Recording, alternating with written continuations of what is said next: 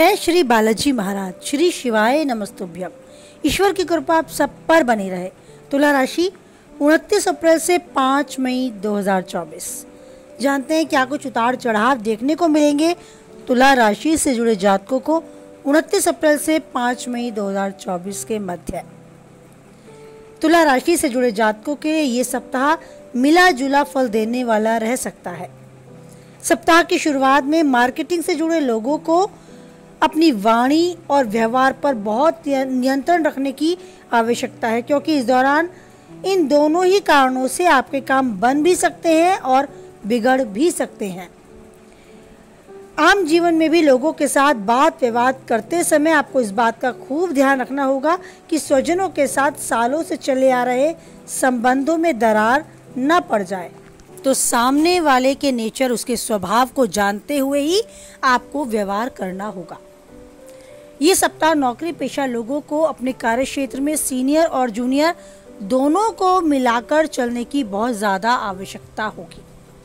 कामकाजी महिलाओं की बात की जाए तो अपने कार्य क्षेत्र और घर के बीच तालमेल बिठाने में कुछ एक मुश्किलें उन्हें झेलनी पड़ सकती हैं, कुछ एक परेशानियों का सामना करना पड़ सकता है, लेकिन अपनी बुद्धि, अपने विवेक से और तालमेल बनाने की निपुणता से वो इस क्षेत्र में भी, इस काम में भी अपनी पहचान बना पाएंगी। चिंता मुक्त होकर कार्य करें और कैसे सबको सही तरीके से आप व्यवस्थित कर सकती हैं, इस और ध्यान देते हुए अपनी योग्यता दिखाएं। पढ़ने लिखने वालों के लिए यानी छात्रों के लिए मन पढ़ाई से उचट सकता है। आप किसी नए कार्य को शुरू करने की प्लानिंग कर सकते हैं, लेकिन उस नए कार्य की प्लानिंग तो करें, लेकिन पहले चले आ रहे काम को निपटा जरूर लें। ऐसा ना हो पहला काम पूरा ना हो और नया काम आप शुरू कर दें।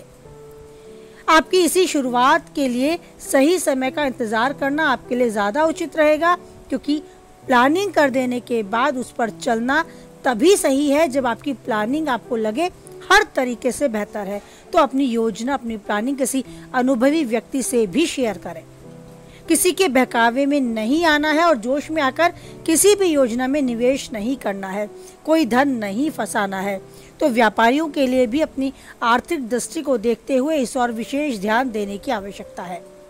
अचानक से कोई छोटी या लंबी यात्रा की दूरी करनी पड़ सकती है और यात्रा के दौरान आपको अपने स्वास्थ्य और सामान दोनों का खूब ख्याल रखने की आवश्यकता है। पारिवारिक माहौल के बारे में आपके परिवारजनों के स्वभाव को लेकर आपको व्यवहार करना होगा, जैसे कि पहले आपने सुना। अगर तनाव या उलझन आपको रिश्ते में नजर आती है तो समय नहीं है कि अपनी भावनाओं में बहकर अपनी बातों से, अपने व्यवहार से आप उसे सुलझाएं। समय है कि अपनी वाणी पर संयम रखें और थोड़ा शांति, थोड़ा धैर्य बनाकर चलें।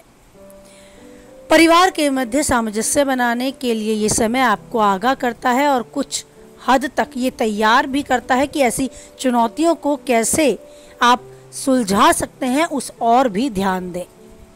कार्यक्षेत्र, व्यवसाय या आपके समाज, सभी में आपका व्यवहार भी बहुत महत्वपूर्ण भूमिका निभाता है। तो हर जगह चुनौतियों का सामना करने के लिए अपने बुद्धि और विवेक से इस समय को बिताना आपके लिए बेहतर रहेगा।